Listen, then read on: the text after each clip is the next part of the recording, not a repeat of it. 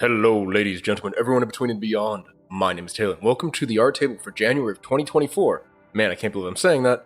Covering Kiaernts. Now, I really hope I'm pronouncing that right. I do apologize if I got it wrong. To make things easier on myself and everyone listening or viewing the video, I will be referring to her as Kia from now on.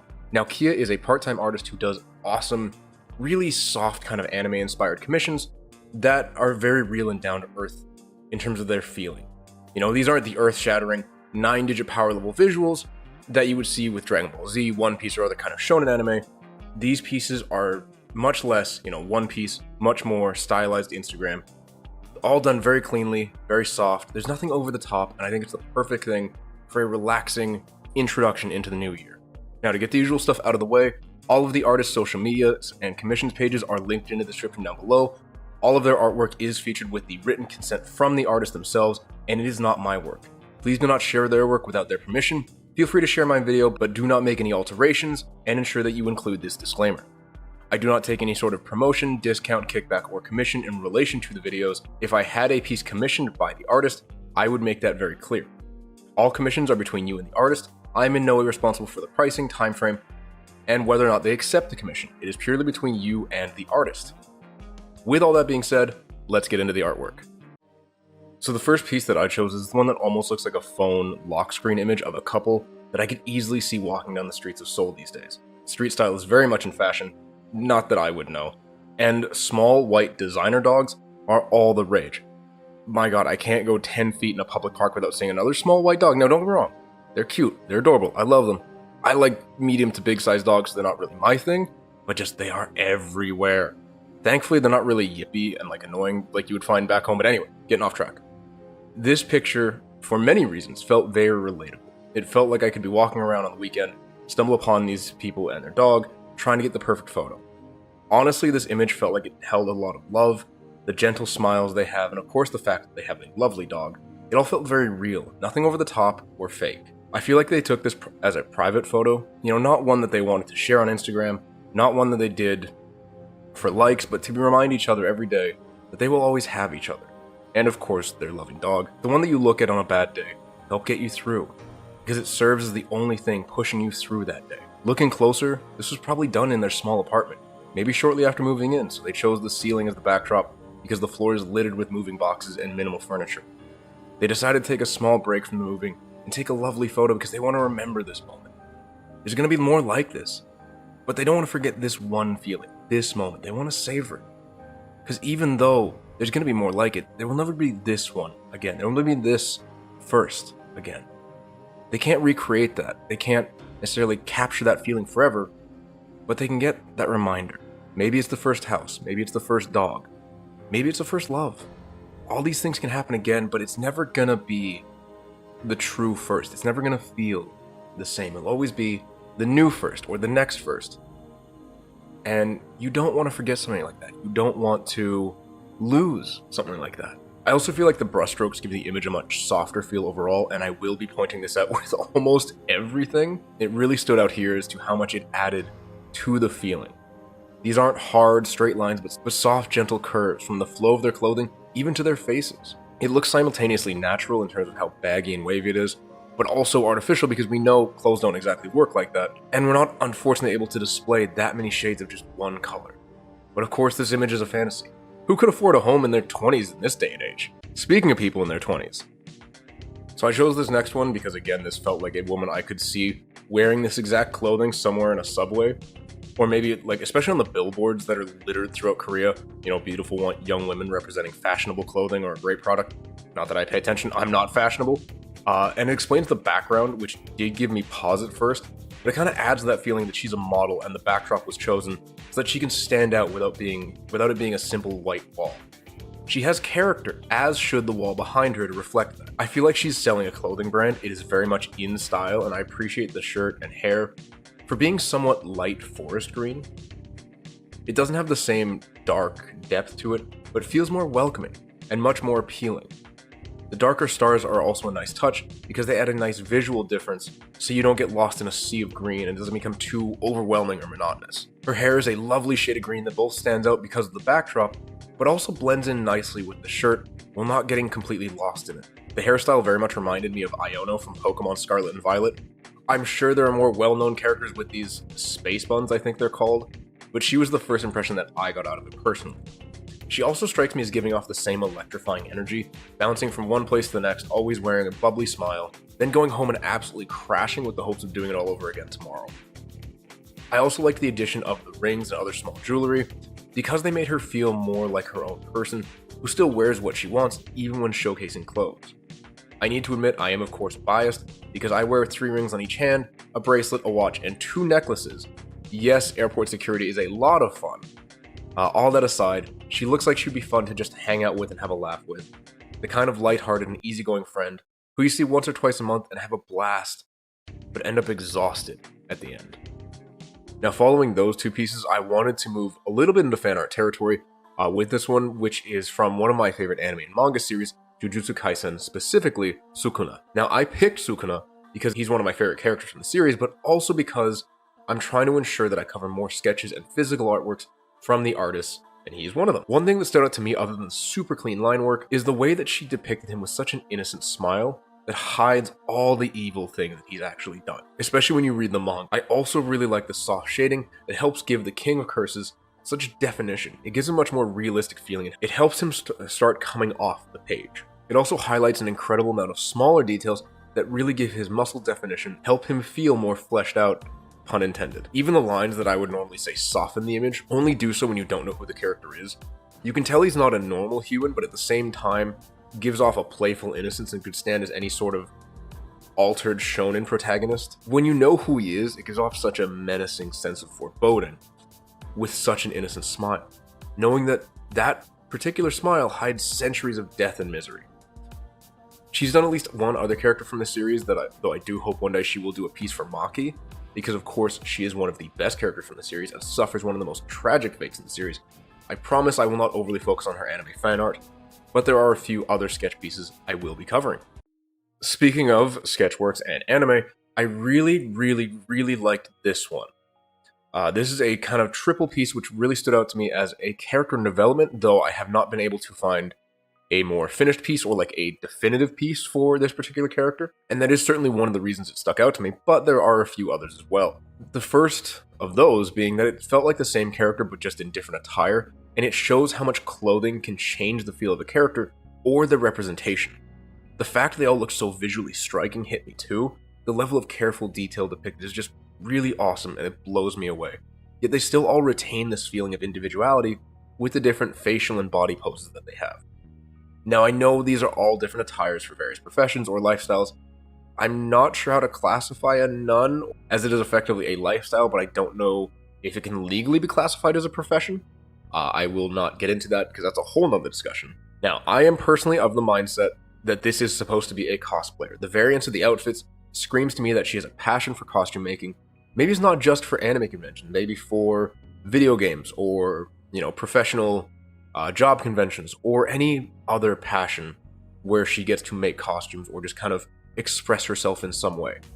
Although I would not be at all surprised if she was secretly an assassin who put her costume making abilities to good use to blend in with other different professions if she needed to eliminate her target. This piece also highlights Kia's abilities to show a wide range of emotions and subtle differences that have such a significant impact on the result.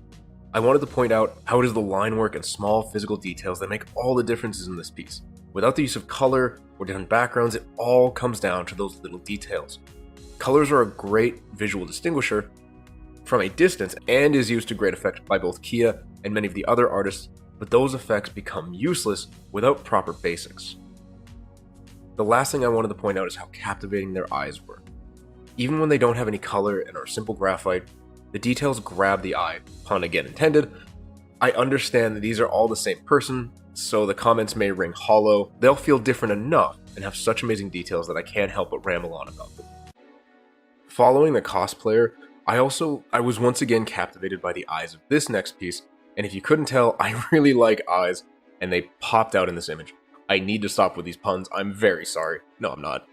It feels like everything else was designed to make them the center of the image. The slouched head, her folded knees, and the way her head is gently resting atop them. They also have a beautiful shine in the middle of them.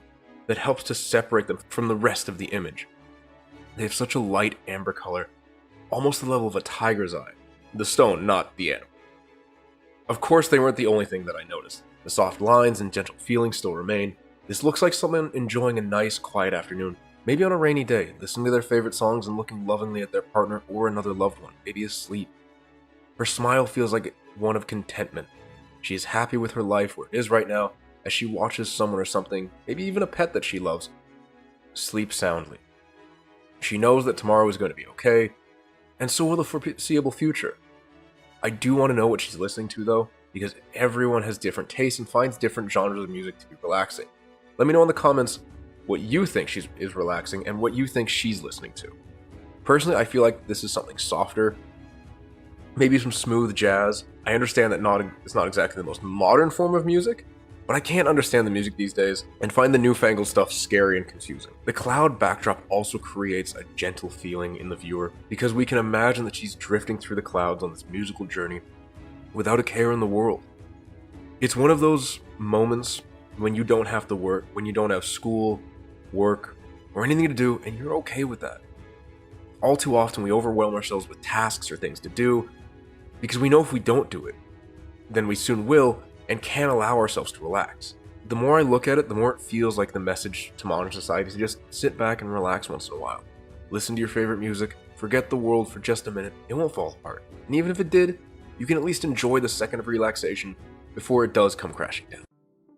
On the note of the apocalypse, we have reached the halfway point of the video.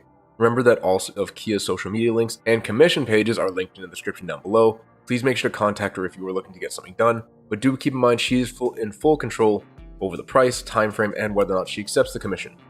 Don't forget, if you haven't yet, to please like, subscribe, comment on the video. It really helps out the channel, and it helps me get these artists out in front of more people, which is always a big help. With all that being said, let's get into the last half of the video. The next image I wanted to show was this physical watercolor piece that depicts a guy just taking a selfie, probably for Instagram. Now, I have some personal experience with watercolor painting, nowhere near this level, of course, but that's kind of what stood out to me more this time, because it's almost harder to wrap my head around something that I've actually tried myself, especially this medium, than it is for me to kind of think about something I don't know. Because if I don't know it, I can just say, okay, they put a lot of time and effort into this. I can say, you know, that's just it. When it's something I've tried though, and I did try this, I don't want to say a fair bit, but a bit for sure in high school when I took an art class, and it was bad. Oh, it was so bad.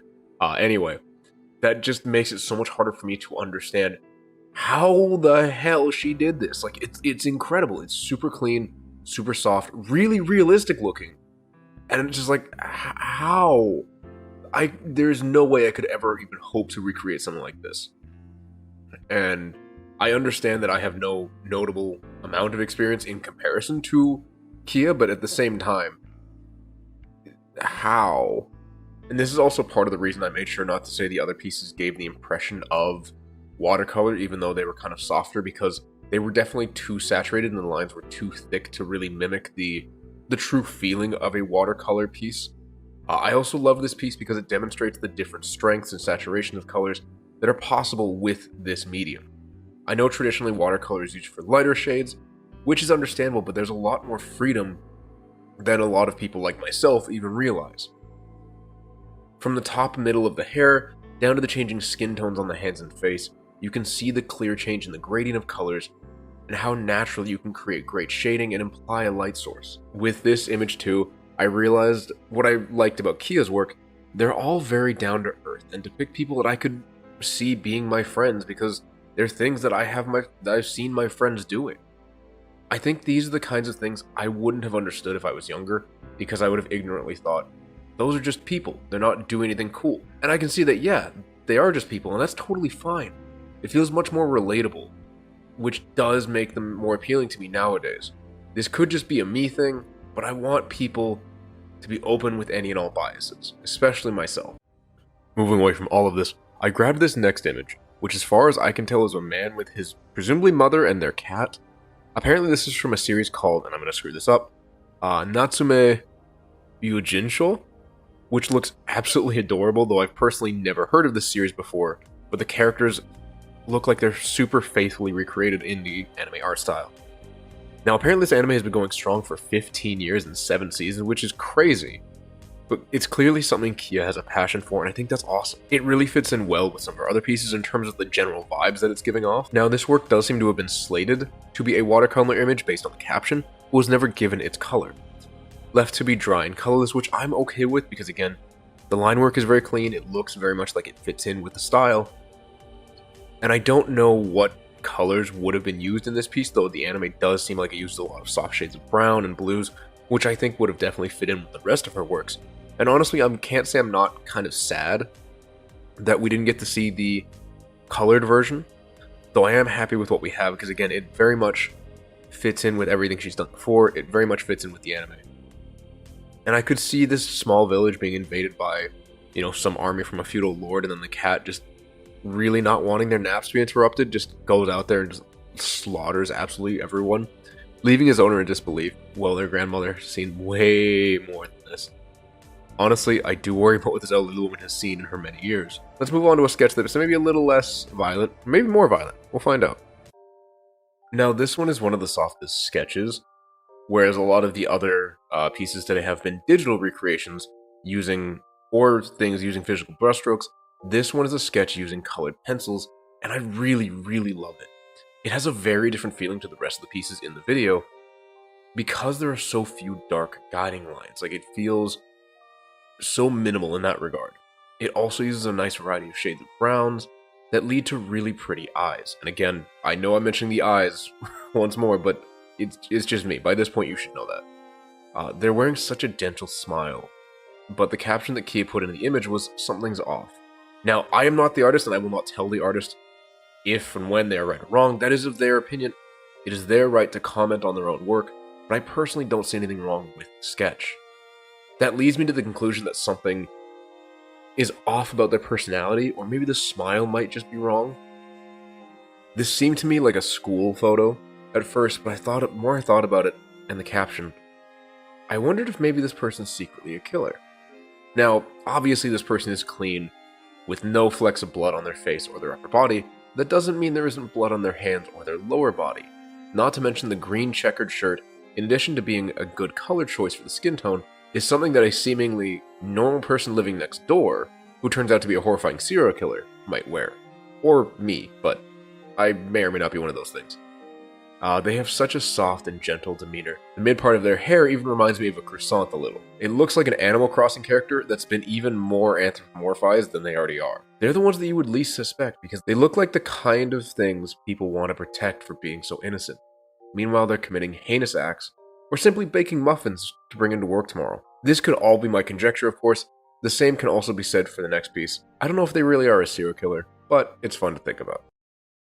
Now, I chose this next one because it does have some of the same softness from the brushstrokes and overall design. It also felt much harsher with its more noticeable lines and gave off a more distinctive feeling.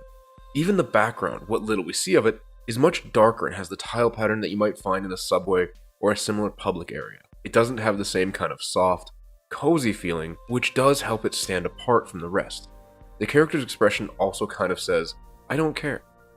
It's a seemingly more serious image. She isn't impressed by some dude hitting on her while she waits for the subway, and knows that she'll have to suffer him when she does board the train, and is asking God why she has to suffer this indignity, this stupid waste of time, when she's not interested, and she's told him 10 times over, and he's just not getting the message. Some of the smaller details too stood out to me, were her jewelry and her freckles. Even the eyes don't have the same sparkle behind them. She has the duller, listless eyes of someone who's been crushed for decades by capitalist society. Personal problems aside, I think she serves as a good contrast to the rest of the pieces I've selected for the video, and is a break from, the anime or more stylized version of real people. This one feels closer to just being real. The colors and other smaller details are also very welcome, as I think that the white hair looks great, has a lot of good shading and variance to it. All in all, I think it does help to balance the video a little, in terms of just showing a variety and a breadth of the different works that Kia can do, but also just giving you something a little different to look at, giving you something a little kind of grounding to look at. Which does lead me into my next piece. Now, the final piece I wanted to cover for this video was this speed paint that Kia recently uploaded at the time of me recording. And I don't know how long it took, but there's so much detail in this piece, and I would be amazed if it took less than 10 hours, if not 20. It always fascinates me to see the process, even when it's zooming by, because it gives you a deeper look into the artist's thought process and the way they work out details. For example, the way that the chin shape changed rather drastically to give the head a whole new feeling to something arguably more feminine, or the contrast removal and reintroduction of the twin tails. I know some people call them pigtails, but that always felt a little weird to me. Likewise, the constant shifting of the figure both towards and away from the center of the canvas as she decided how much space to use, and the flipping of the sides to see which she felt worked better, and how all those decisions impact the final product. It's a great demonstration of all the work that many artists have to go through to finally create something they are happy with. They have to twist, turn, flip, and burn everything before they finally decide that something feels halfway decent, and they keep working towards what their final version will become. This becomes even more apparent when you get into the coloring phase, if there is one, about what colors would work well, where's the light source located to create the proper shadows, and then what should the background be. Speaking of, the choice for such a saturated and vibrant red was an interesting one. It helps to provide a harsh contrast to the foreground and make everything else feel a little bit soft as a result. I think Kia's decision to stick with a simple color scheme of blonde, black, and white clothing was a good one, as it keeps the image as a whole relatively simple and doesn't overwhelm the viewer with a rainbow of colors. This also allows the colors to be easily read and lets them comprehend everything without adding more visual noise. They all get to be distinct and allow the eye to appreciate a lot of the smaller details in the face and the eyes. The choice to make the hair more complementary to the background, though, through the choice of blonde is welcome too, because while providing significant contrast, red and yellow inherently blend a little better, even if they're on opposite ends of the saturation spectrum in this case. I'm sure this was mostly done for the eyes, which are a gorgeous golden color, but it's a welcome decision all the same. Alright, ladies, gentlemen, everyone in between and beyond, thank you so much for sticking through the video. I really appreciate it. If anything here interested you, please make sure to contact Kia through her linked social medias in the description if you haven't already done so. Also, if you could please like, comment, subscribe again one more time. It does really help out the channel. It means a lot to me. It also means I can get these artists in front of more people and potentially get them more work, which has always been the goal of these videos. So given this is the new year, I tried to do something new. For the first time, I wrote a script for the art table. Let me know your thoughts about this format and how it feels, and if it feels like anything changed. I definitely noticed I was talking faster, and some people may appreciate that, some people might not like it. So again, let me know how you feel about me scripting these, and I will kind of do a couple scripted, and then by the time that they go out and I'm able to read the comments on them, I will have decided on the proper format, as I do record these a few months in advance to make sure the artist is comfortable with everything I've said. Likewise, if there are any artists you would like me to feature, leave them in the comments down below and I will contact them to see if they respond. If you think there are ways I could improve the video, please comment those as well, and I will take them into consideration. I always want to try to make the best product that I can. Finally, thank you once more for watching and for listening. I hope you have a great day. Make sure to contact the artist if you're at all interested, and I'll see you in the next one. Bye!